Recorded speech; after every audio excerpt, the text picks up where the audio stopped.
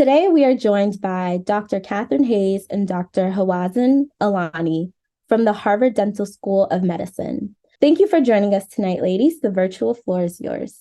Thank you very much, and welcome, everyone. We're delighted to be here with you today and to talk about something that both Hawazin and I feel is an extremely important public health issue, but not one that gets the attention that it needs. And so we're going to, give you an overview of this topic, oral health disparities, and hopefully generate some discussion and answer your questions.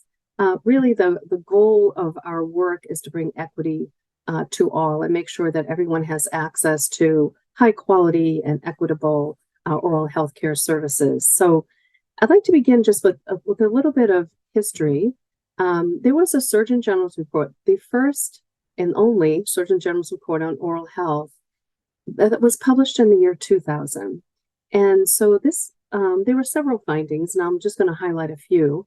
One is that the general public really is not aware of this really strong relationship between oral health and general health and overall good health. When we think about it, we have one circulatory system, we have one immune system, and the most common oral disease, dental caries, is a disease that's caused by a bacteria. It's an infectious disease. So it is going to affect our general health, as is periodontal disease, another disease that there's relationships, not causal, but certainly relationships between periodontal disease and other systemic diseases that have an inflammatory mechanism, such as cardiovascular disease. So it's really important for people to understand this link and this connection. We're not separate. The oral health is very much related, and it's a mirror of the rest of the body. Often diseases such as leukemia or other blood dyscrasias often show up in the oral cavity. And so as a dentist, we can see something early on and make a referral to a physician for individuals. But one of the things that we're going to focus on this evening is what was uncovered with this Surgeon General's report, which many of us in the field had seen, but that there's a silent epidemic of dental and oral diseases that burden certain population groups. And these population groups are those from lower socioeconomic groups and racial and ethnic groups that don't have the access to care that they should. We're going to focus probably a lot on dental caries. It's the most common dental disease. It's the most common disease of childhood. And it's a disease for which we see tremendous oral health disparities. I also want to point out that dental caries is not just a cosmetic issue. It's caused by bacteria. And if left untreated, it can result in serious infection. And in rare cases, and certainly there have been cases documented, that it can actually lead to death if the infection gets into the bloodstream. And here's the thing that we know about dental caries.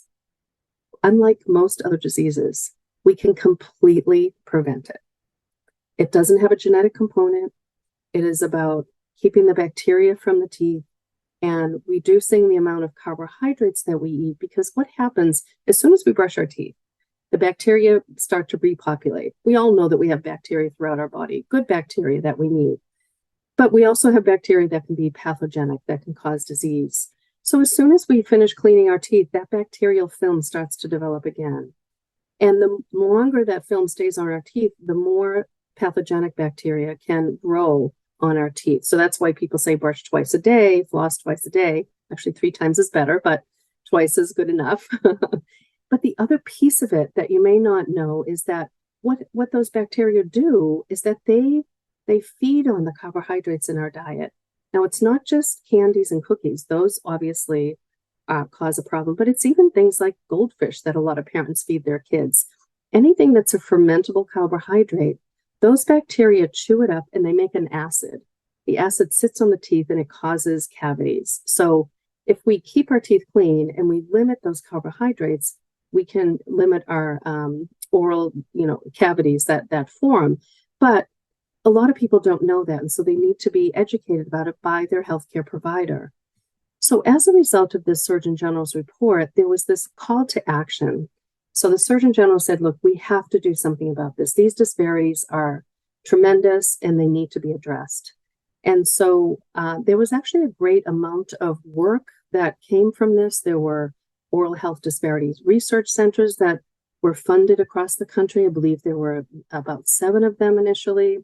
A lot of research went into this. And, we have so much information that documents these oral health disparities, but we haven't yet kind of cracked the code as to really how to eliminate them. So much of the work that I've done throughout my career and that Dr. Elani continues to do, and she does fabulous work that you're going to be so excited to hear about, is to really try to figure out, well, how do we address these disparities?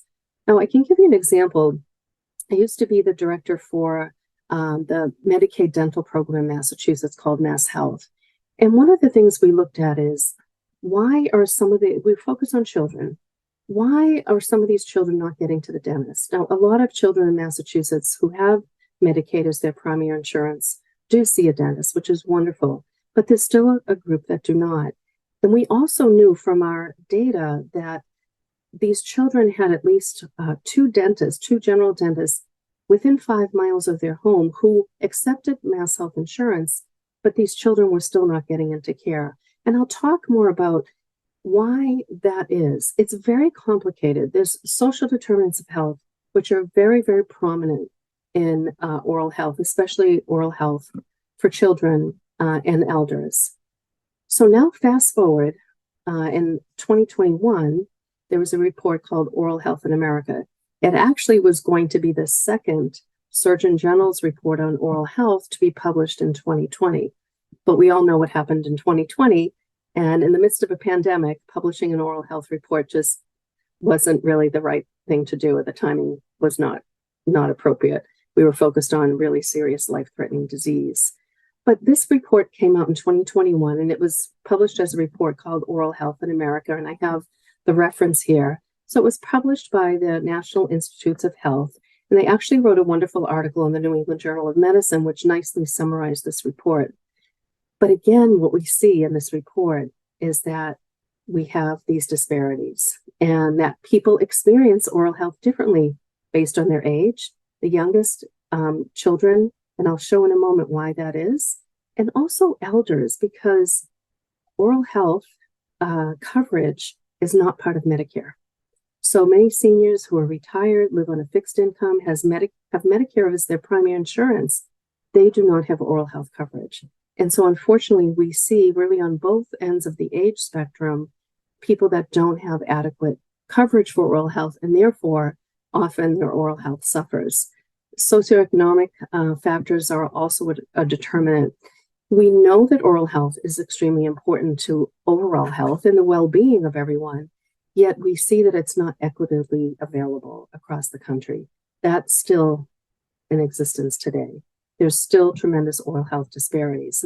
Let me just show you an example here. So if we look at children ages 2 to 19, and this is from the National Health and Nutrition Examination Survey, known as NHANES. So NHANES is a national survey that the government does every few years, and it looks at a variety of health variables. And there's a random sample of the U.S. population that's selected to participate, and they do a full physical exam, oral exam, they take blood work. So it's a very thorough kind of a snapshot of the population. And the reason we need these snapshots of the population, which we often refer to as cross-sectional studies, is that this informs the government as to what is the burden of disease in the population. Who is burdened with disease? What population groups are getting this disease? So we can direct resources, develop policies. That's what we do in public health. So if we look here, we see such a gradient based on poverty level. So the children from the lowest socioeconomic group, so this is less than 100% of the federal poverty level. Now the federal poverty level is very low. I mean, this is a very low income group. The federal poverty level currently in the US for a family of 4 is about $27,000. Now that's a very low income. So if we look at the children from the lowest income groups, almost, greater than 50% of them have experienced decay. But if we look to see now, as the income increases, so now we're looking at 100 to 199% of the poverty level. So just above the poverty level. And then we see 200 to 299% of poverty level, and then greater than 300%. So we see this gradient. The lower the income, the higher disease. This is overall caries. And now what we see here is untreated caries. Now, I just talked about the fact that caries is an infectious disease. It's caused by bacteria.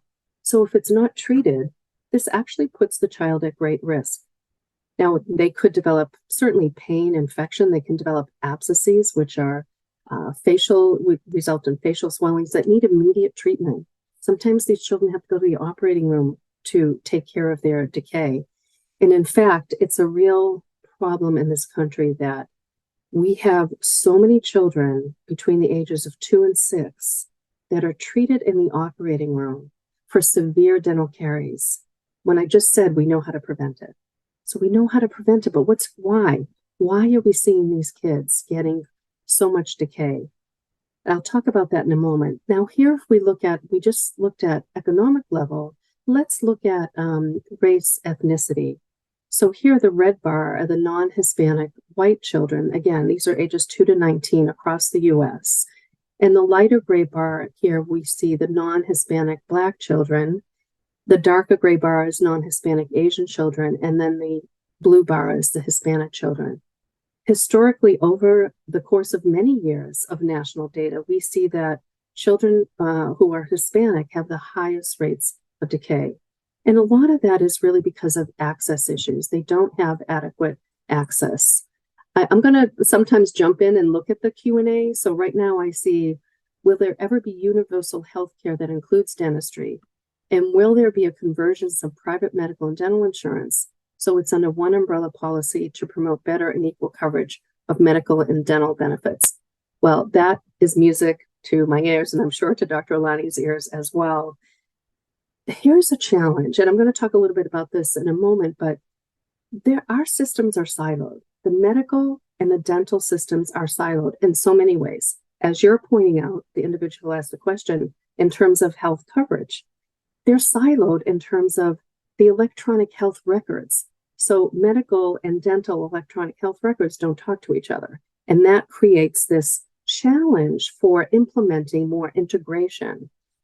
To answer your question, if I had a crystal ball, I would say my hope is that someday, yes, we're going to see this. We're not there yet. And as I mentioned, we don't even have dental in the Medicare benefits. I do believe that the current administration has made great strides in expanding dental coverage in Medicare. For example, there's more coverage now in Medicare for people who have cancer. I can tell you early in my career, I did a residency here at Harvard at the Brigham and the Dana-Farber, and we took care of all the oral health needs of cancer patients, because what happens when an individual's immune system is so suppressed during chemotherapy, or if they're going to have a bone marrow transplant, the oral cavity has to be in pristine condition, because the bacteria that I talked about that are always in our oral cavity can really be a nidus for infection. So there's so many reasons to have this convergence, and there's a lot of efforts towards working on what we often refer to as medical dental integration. We're not there yet.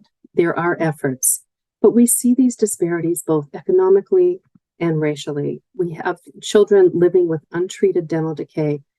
It affects their school performance, it affects their well-being, their ability to sleep, enjoy life. And this is something that we need to address. Just to really point out again here, this siloing of the medical and dental systems, this is looking at annual visits of medical and dental. This is actually from CMS, so Center for Medicare and Medicaid and Medicare Services, that branch of Health and Human Services that oversees Medicaid and Medicare programs. And just to point out that Medicaid is a state-federal partnership. So there are mandates that the federal government implements for states. One of those mandates is called EPSDT, Early Periodic Screening, Diagnosis, and Treatment. This is a mandate that anyone under the age of 21 who has coverage by Medicaid must have EPSDT services for medical and dental. So they must be able to see a physician and a dentist on a regular basis. If we look here, younger children less than 1 rarely see a dentist, about 5% of kids, 4.8 to be exact. Not surprising, because they only have a few teeth. Now, if we look still at 1 to 2 year olds, we still see most are seeing a physician, very few are seeing a dentist. And I want to pause here for a moment because what we're seeing as a result of this is these children are not getting to a dentist. The parents aren't being educated about what I talked about earlier, cleaning the teeth and limiting carbohydrate ingestion. And so these kids develop extensive decay. And I'll show you just one clinical picture in a moment. But what's happening here is that these children, ages 2 to 6 years old, are going to the operating room to have their teeth fixed because they have such extensive decay. Now, this is a completely preventable condition. This is a failure of our system. What we need to do, and there's policies in place, guidelines in place, the American Academy of Pediatrics, American Medical Association, Dental Association, all recommend that the first dental visit occurs by age 1. That might surprise many of you, but the first dental visit should occur by age 1. Why? Because if we don't start preventive care and education of parents and caregivers, those children develop extreme cases of decay. If you go to any major city in this country, Boston included, there's about a 9-month waiting list for the operating room for children to have their teeth fixed. So this is something I think I've been very committed to throughout my career. One of the policies we implemented in the Mass Health program was we now ensure that the physicians are providing some preventive care, and it's a simple fluoride varnish. It's really like a topical fluoride for the teeth, which is well studied and evidence-based. In fact, there's so much evidence that the U.S. Preventive Task Force recommends that primary care providers provide this fluoride varnish to young children as soon as the teeth erupt. But we also implemented a policy where we want to have that physician be able to connect the child to a dentist by age 1. It's a challenge because, first of all, we have a shortage of dentists who accept Medicaid for these children. But secondly, as a dentist myself, when we went to school, we weren't trained to treat the youngest kids. And so a lot of dentists are reluctant. So we're also developing a continuing education program for dentists, because if you see that child at age 1, their mouth is going to be healthy, you provide some preventive care, you educate the parent, you see that child on a regular basis, you're going to prevent the disease. But if you don't see the child until much later, what unfortunately happens, this is one example of a case of what we call severe early childhood caries. This is a young child, about 4 years old. The teeth are so decayed, they're below the gum line. There's a little abscess forming here as well. This is completely preventable, and yet we see this on a regular basis. So this is the kind of thing that we work toward addressing and understanding more. And if we look here, this is probably a slide that many of you have seen over the years. And if, we look at the equality pane, everyone has the same level of resources, but different groups need different set of resources. And so even though they have the same set of resources, they don't have the same access. So here what we do with equity is some people need more resources. They need different resources. So what we have is more equity, and that's what we're working toward. But really, what do we need? So the reality is some have so many resources, many more than are needed, and others have very few, like way below what's needed. So what we need to do is remove the fence, remove the barriers, give everyone equal access. And that's what Dr. Elani and I are working toward, and many others, colleagues of ours as well. This is just one last, I know it's a little hard to read, but to get to the question of why if a child has access, and for example, in the Medicaid program in Massachusetts, transportation is also provided. So there's no cost, there's transportation. Why are we still seeing children who don't get care? Well, there's lots of other factors. So there's child level influence, which is, their health, whether or not they have dental insurance, their utilization of dental care. Then there's family level influences, such as the socioeconomic status, health status of parents. Research shows in a variety of oral conditions and general health conditions, the health status and the education level of the parents is such an important predictor for the child's health. That's the same with oral health. And then we look out here to community level influences, the healthcare system itself, the physical environment, the culture, the social environment, the dental care delivery system. All of these factors play into whether or not that child has access and has equitable care. And so it's not just about looking at teeth, it's about looking at the system. And it's about looking at policies that can help us to find ways to address these in a meaningful way. So I'm going to turn it over now to Dr. Hawazin Elani, my very esteemed colleague who's doing fascinating, well-funded work from the federal government on this important issue. So Dr. Elani. Thank you very much, Catherine, and thank you everyone for being here at this late hour. So I'm going to build on Catherine, wonderful discussion on children oral health and transition into adult oral health. And while we recognize how important is oral health in children, it's just as equally as important to understand and address the challenges as these individuals transition into adulthood. So I'm going to start with a background of adult oral health, where we are today. So the most recent estimate is we have about 26% of all adults in the US who have untreated decayed teeth. About 1 in 6 adults have lost all their teeth. And about 42% did not see the dentist in the past year. In 2019, we had about 2 million emergency department visits related to non-traumatic dental injuries. And in 2023, there were about 80 million people living in dental health shortage professional areas. And the most common or the most cited barrier to accessing dental care, regardless of age or income or source of coverage, is usually cost. And even when you compare dental care to other healthcare forms, dental care usually is a top healthcare form that people cite cost as main barrier to accessing in general, regardless of SCS status. So in recent years, I have focused my research on understanding different policy and evaluating national policies that have tried to address access barriers to adult dental care. I will focus on 2 main policies for today's talk. I'll talk about our work on the Affordable Care Act and the dental therapist workforce, the expansion of the dental workforce. And please stop me at any time if you have questions. So I will share some of the insights and the things we have learned thus far from that work. As most of you may know, the Affordable Care Act was signed into law in 2010 by President Obama in an attempt to improve access to healthcare.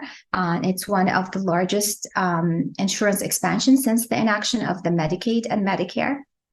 So as of today, we have 41 states that have expanded Medicaid, including DC.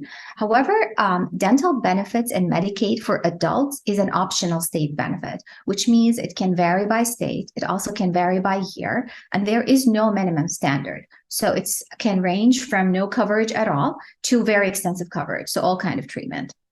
So we have examined this policy extensively. We looked at several different outcomes and how this policy have impacted low-income adults across the different outcomes from dental health. So in that work overall, we have used several national representative data, and as Catherine just gave you an overview at one of them, the Enhance, it's national representative and includes all kind of population covering spans of socioeconomic status. We also have used the universe of state emergency department databases from certain states to also examine the policy. In all of our work, we focus on low-income adults who are aged 19 to 64 with income up to 130% of the federal poverty level, because this is the population directly impacted by the law. And I'm not going to go into the details of the method, but generally what we take advantage of this natural experiment created by ACA, and we use a quasi-experimental approach and different analysis that enable us to compare expansion states to non-expansion states from before the law to after the ACA. So first, we looked at the impact of this policy on dental coverage. And what we looked at this by, we stratified the states according to whether they provide dental benefits or they do not provide dental benefits. And in my work, at least for today, I'm going to use the definition of providing dental benefits if a state provide at least limited coverage. We call them as providing benefits. So what we have learned from that work is that the Medicaid expansion improved rates of dental coverage, and that was mostly driven by states that offer dental coverage in their Medicaid program for adults.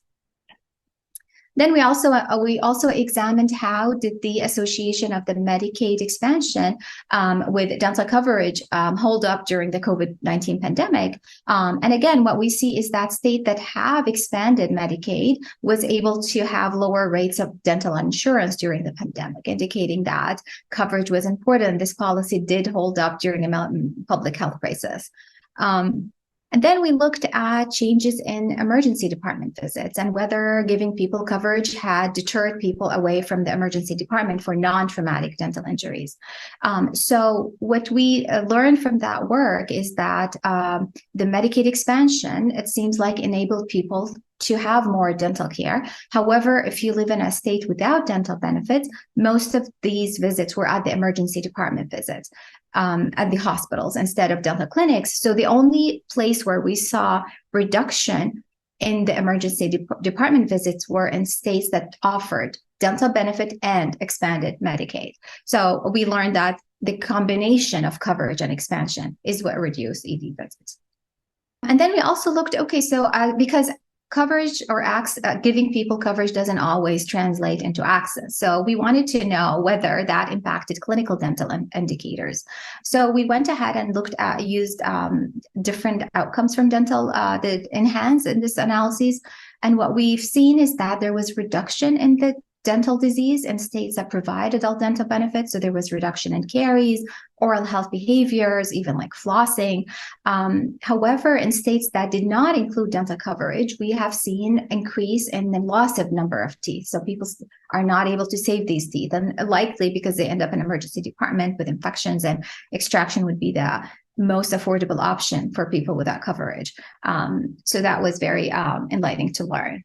We also looked at several states have used what we call Section 1115 waiver. So that's a waiver that enables states to be creative in their implementation of the program, of the Medicaid program. So we looked at some states in the same region that have used HBI, Section 1115, to implement it. And then we compared that to traditional expansion and non-expansion states. And we wanted to know whether that will improve access to dental care, because it was one of the main incentives. Now, I want to just say that there are a huge variation in these incentives program in terms of their timing, in terms of the size of the incentive. We did not really look into the details of that. We just put them all together, whether they provide a source of incentive or they do not provide a source of incentive. We did not really see any differences between states that have provided HBI or those who use traditional expansion. And our speculation and hypothesis there is that most likely these low-income Medicaid beneficiaries are unaware of these benefits, or they did not know that these actually, the size of the benefits or when they can apply these benefits. And also there's this discussion of, delayed versus immediate gratification when someone gets a reward. So we did not differentiate between these incentive sizes in this work, but I think it's something interesting from behavioral economics to look at these things. And then the second policy we looked at was expanding the dental workforce to include dental therapists. So for those of you who don't know, dental therapist is it's expanding across the United States. It's originally started, I think, in the US 2004, and it was in Alaska, where they authorized dental therapists to practice. And the main aim of the policy is to increase access to low-income individuals, particularly in rural areas where we have shortages. Since 2004, about 13 states have authorized dental therapists, and majority of those are currently in Minnesota. I think the recent estimates we have is we currently have 150 dental therapists active in the United States. So we said, okay, let's see if that actually had improved access to dental care. And we used Minnesota as our experimental states because it has the largest size of therapists there. And so what we did here, we did what we call a synthetic control method. So we took Minnesota and then we created a synthetic counterfactual from all other states that did not implement the policy. And when we looked at the population overall, we see that just after the implementation in 2008, you could see that there was an improvement in access to dental care.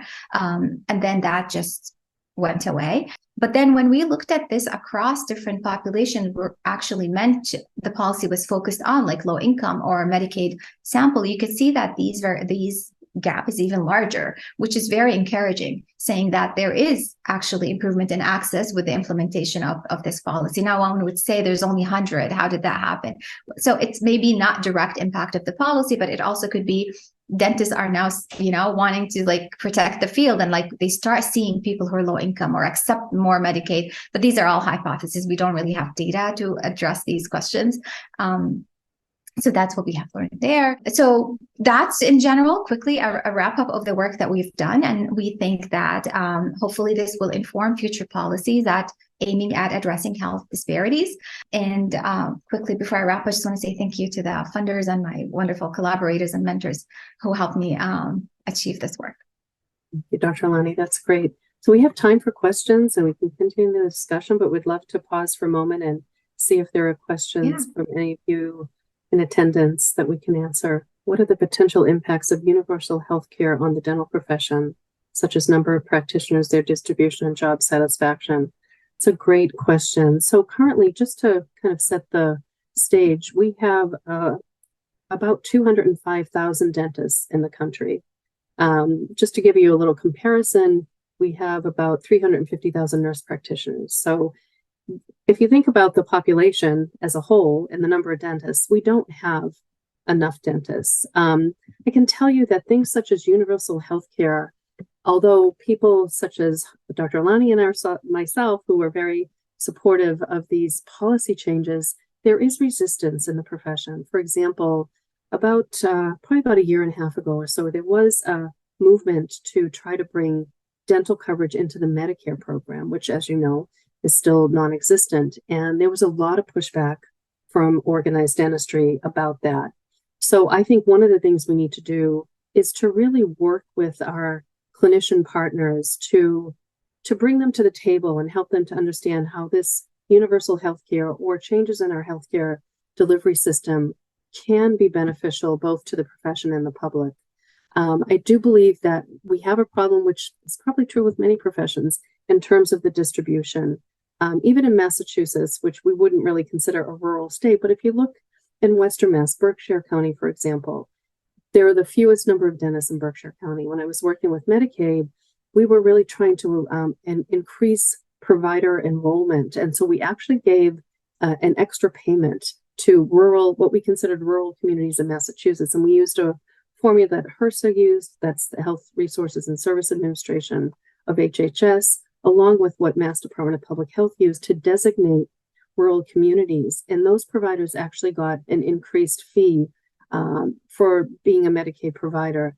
But it's still a challenge. And in terms of job satisfaction, I actually think that when you provide care to a very needy and underserved population, there is some non-financial but very important benefit that comes from that. And my hope is that that's something we'll be able to see more of. I don't know if Dr. Elani, you had anything to add. Oh, no, that's great. Thank you. Yeah.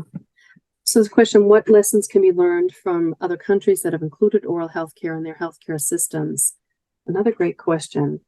I will say that from talking to colleagues of mine in Great Britain, in Canada, there have been challenges because the coverage isn't always as extensive as it really needs to be in order to really prevent disease and provide adequate care. And so sometimes there's frustration in these systems because the providers aren't always able to provide the care that they believe is needed, or the coverage is so limited. So I think some of the lessons we can learn from these countries is, let's make sure we're providing broad-based coverage for individuals, and let's make sure we're incentivizing providers to participate in these programs in a way that's meaningful for them, in a way that will encourage them to participate, and also give more incentives for preventive care, for example. Pay higher fees to dentists who provide preventive care on a regular basis, because dental disease is preventable, at least caries and periodontal disease. Oral cancer does have a genetic component, but we know what we can do in order to decrease that as well. So how might policy changes at the federal or state level improve oral health equity in the US. So I think what we're going to start to see is maybe some policy changes within CMS, so Center of Medicaid and Medicare Services. So maybe about 3 years ago now, 2 to 3 years ago, they hired their first chief dental officer for CMS, her name is Dr. Natalia Chalmers. She sits in the director's office. So she is in the highest level of CMS advising them on oral health policy. I do think that we have to be at the table. I can tell you from my time with Mass Health, when I spoke with my colleagues, a lot of people aren't aware of what I talked about earlier, that children are going to the operating room to get their teeth fixed. So I think the more we can involve individuals who have that knowledge and experience in these policies at the state and federal level, the more we would see these policy changes. My hope is that we can start to see some changes in value-based care in dentistry as we've seen in medicine. So for example, for those of you who don't know what value-based care is, the providers are incentivized. So instead of being paid fee for service, so you do a filling, you get X number of dollars, you're paid by keeping people healthy, keeping people from the emergency room, as Dr. Elani talked about. This is a real problem in this country. A lot of people go to the hospital emergency room for dental care. They're not going to get extensive care. They're going to get episodic emergency care. So those kinds of things are important. How might cultural beliefs and practices contribute to oral health disparities, and how can these be addressed to promote oral health equity? This is crucial. And I think that we're still not 100% clear on this issue. I still think we need to, and I often refer to these as invisible barriers. We know they're there. We know that, for example, 40% of kids who have full coverage aren't getting care. So what are those reasons? And how can we address them? And I believe that this is a very important area of research that we really need to look at in a deep way. We really take a deep dive and understand this and make the changes that are necessary. So I think this is a really crucial question, and one that remains not completely answered. And I believe that we can make great headway into addressing and promoting health equity by understanding this impact. This one, when I attempted to bring my 1-year-old to the dentist, this is so common. The dentist preferred to see them closer to age 3. Are there small steps we can take to preserve their dental health? This is exactly what I was talking about earlier. We're trying to really unpack this so that we can get dentists comfortable seeing these 1-year-olds. I hear this all the time. My dentist doesn't want to see my child until they're 3. The things you can do in terms of, you could find another dentist, but what you can do is make sure that you're cleaning your child's teeth. Best way to do that when they're really young, when they're, younger than a year, take a little cloth or wet gauze and just wipe their teeth. When they're old enough to be brushing, I always recommend the parents brush their teeth. I think I brushed my son's teeth until he was about 8, but at least till they're 5 or so. Clean the teeth, because really it's about keeping the bacteria off the teeth. If you're going to give kids snacks, kids love snacks. They love juice. Limit the amount of juice. Juice is really a problem with teeth. Limit the amount to 4 ounces a day. If you're going to give snacks, give them at the time of meals, because what happens is when the bacteria ferment those carbohydrates and produce that acid, it changes the pH of our oral cavity. And when that pH comes down to about 5.5, that is an acidic environment, and that's when cavities form. So if you can limit the snacks to mealtime, then the pH has time to level off to a more neutral level, and you keep the bacteria from having a food source. So cleanliness and diet are the most important things to helping keep. And Hawazin, jump in. I don't want to be monopolizing here. Can this be done without physician support? Would dual degree primary care providers catalog? I will actually jump in before I forget, actually. So back to the question where there was a question about the role of federal, what can be done at the federal policies. So the quick answer is so much, but let's just start with the simple thing, as I mentioned, is adult dental benefit is currently optional benefit. So maybe it should not. It should be an essential health benefit under the ACA and Medicaid in general. So if all states cover some sort of limited dental coverage, at least we know it works. We know it takes away people from emergency department, and we know it improves oral health. So this would be a quick one. But then the other thing that I see other questions are illuminating at, which is part of our future directions, is it just giving people coverage will not always translate into access, because its coverage is only one lever in all these in the situation, right? Because there is the access, there is the dentist, the workforce, the capacity, and then there is the willingness to accept the Medicaid, and then their willingness to accept the reimbursement rates, and their willingness to go and work in rural areas, and the expansion of the workforce, including dental therapists, is all our ways to kind of reduce these disparities. So is there anything can be done at the state and federal? Yes. And it's a lot. So there is so much, and this is where I think our future direction, because there is someone who asked what the future direction of that can be. Can go on. There was someone who asked about the beliefs to improve equity in oral health, and at least for the work I presented today, because for interest of time, I only presented the impact of these policies on income. However, the work we've done is that the intersection of income and race, so racial disparities and how these policies impact racial and ethnic disparities. So we are currently also talking to dentists about, their willingness to accept Medicaid and what's the barriers. And one dentist once told us, I treat Medicaid beneficiaries because it's the right thing to do, not because I'm going to make profit out of it. It's the right thing to do. And I think that's one belief that we all need to remember, is this is a program was meant to aid low-income population. So it's we have to be willing to actually treat them for them to be able to get the care they need. Yeah, that's so true. It's an ongoing challenge. To address the question, can this be done without physician support? No. We need that integration. There have been some amazing champions in Massachusetts, Dr. Hugh Silk from UMass, Dr. Lisa Simon, who is dual trained. She has both a dental and a medical degree. That's rare. But I do think that we need these champions to move the needle on this. And certainly Dr. Hugh Silk has done amazing work, both in the state and nationally, to raise this issue within the medical community as well. I know when I was with Mass Health, my physician colleagues were very amenable to these policy changes in the medical sphere, because they knew that it was so important to have both medical and dental collaboration. I don't know if Hawazin, you have anything you want to add to that? Okay. Dental education. So it's so important for us to educate our future dentists about these disparities. And we certainly do that at the Harvard School of Dental Medicine, and I know many other schools do as well.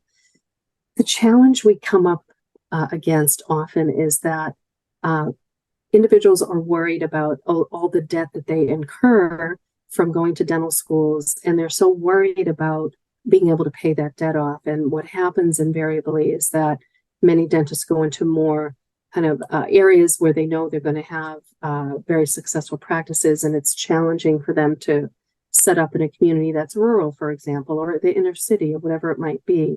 I think what we really need to do is to provide opportunities for our students in training to provide services to these populations where care is not adequate and equitable. So I also think in terms of education, it would be really important for us to educate future dentists about the payment models, because it's one barrier when they go out there, they don't really know much about the Medicaid, and all that they hear about, well, it's really difficult, onboarding is really hard, reimbursement is really low, they don't cover anything, why should I even bother? But that's not the case, and these policies evolve all the time. Every time there's funding, they expand, reimbursement can increase, there are tons of loan repayment programs. So maybe educate our current students about all these payment models and how to deal with it when they go outside. Exactly. And I think we need to increase the number of opportunities for these loan repayment programs and other opportunities, such as the National Health Service Corps, that will encourage the providers to come into these areas, the underserved areas. So some top-down and bottom-up approaches to improving oral health. this is a good one. So I think that really looking at involving community partners, it's not, the dental profession doesn't have all the answers. We can learn from the communities that we serve what would work for them. What are things? So for a simple example, keeping a dental office open after 5 p.m. So maybe instead of doing the 9 to 5 or the 8 to 4, you do 12 to 8 or something. These are things we hear all the time from the community. So I think it's really important that we listen to the community. And also when you think, top down, policies that encourage the equitable access, and both in terms of the providers and also the public, that they have greater access points. I really think that we have a workforce challenge. We only have slightly over 200,000 dentists. We have 330 million people in this country, so we have a workforce challenge. I firmly believe that what we could do is we have an infrastructure of dental hygiene schools in this country. We have about, I think, 71 dental schools, but we have over 300 dental hygiene schools. And as someone who was trained both as a hygienist and a dentist, I can tell you the education system for hygienists is very rigorous. And I think if we added 15 months, 2 years max to the dental hygiene training, where we expanded their training to include things such as restorative dentistry and encourage them to work in areas that are currently underserved, whether it be inner city, rural, etc., we could increase our workforce, just like the nurse practitioner movement that started in the 1960s. And we need something in the dental profession to create another arm, if you will, of our workforce to address these issues. And Hawazin, the next one I'm going to turn over to you. Future directions. Yeah, I've been thinking about that. We're going to need more than 1 hour. But I think if you think about future directions, as at least from our talk today, it's really, oral health is very segmented. So if you think about the work that need to be done in children, right? And then if you think in adults, the Medicaid, and then if you can think about it in the Medicare, because as you leave Medicaid, transition into Medicare, you lose even if you had Medicaid. So that's one area where the policies differ so much. There is the payment system. There is the education. So it's really very much segmented, but there is disparity at the intersection of each one of these stages. So there is so much to be done, so much to be done. We have a lot of work to do. There is the workforce challenge that Catherine mentioned, and as I alluded to in the dental therapist example, but it's not only the number and the capacity, it's also the distribution, because we have them clustered in areas where they're not distributed across the country, right? So you have these rural areas where you have the shortages. So think of that and all these challenges, access in terms of transportation and the geographic distribution, impact of the neighborhood characteristics and where dentists are located, and all these things that come into play. Then what opportunities would you recommend? Okay. So there's a request for proposals out right now, just came out in the last couple of weeks from HRSA, which is Health Resource and Service Administration at the HHS.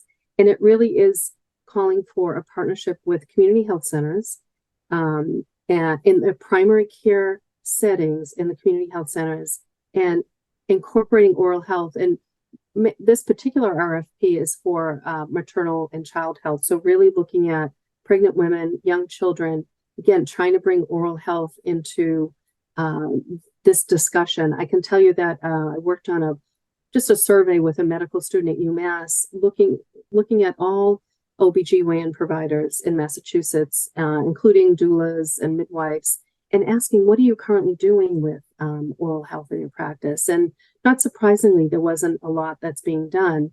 But they were very open to learning more and finding ways that they could incorporate it.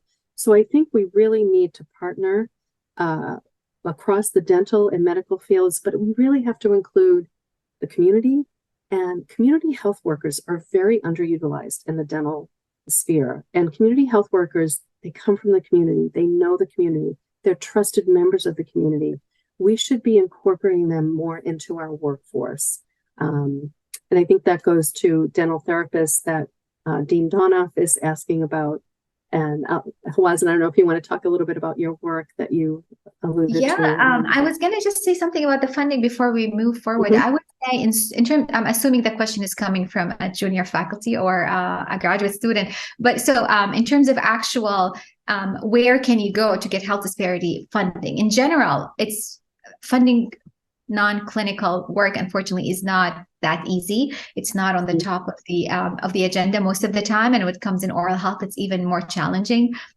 What I would say is don't you give up. It is a very important topic and there's more awareness to it. Where VPAL has teeth now. Catherine and I are here. So I think, yeah, so I think you have to keep trying. And of course, there is the federal funding. You have the NIH, you have the HRSA, there is the foundation funding. I am not very versed there, but there foundation funding, there are interests. As Catherine said, there are community partners who are willing to fund, even if you start small and then you get preliminary data and then you try and go back to federal funding. But I would definitely encourage you to keep trying. As for the dental therapists, what about dental therapists? So I can speak from the work that we have completed and what we have seen very encouraging results, because really the findings were very significant. And what is very important there is that it really impacted the population that it was intended to help. So even though we saw improvement in access to dental care in Minnesota in the full sample, the more significant improvement was for the Medicaid population, for the low income population. So that was very encouraging. Now, one would wish to have more data to understand the variation. Was it rural? Was it urban? What was actually done? Because the work we've done was, did you see it? Did you go to a dental clinic? We did not have access to this data, but the hope is that there was actual improvement in oral health outcomes, not only access. Mm-hmm.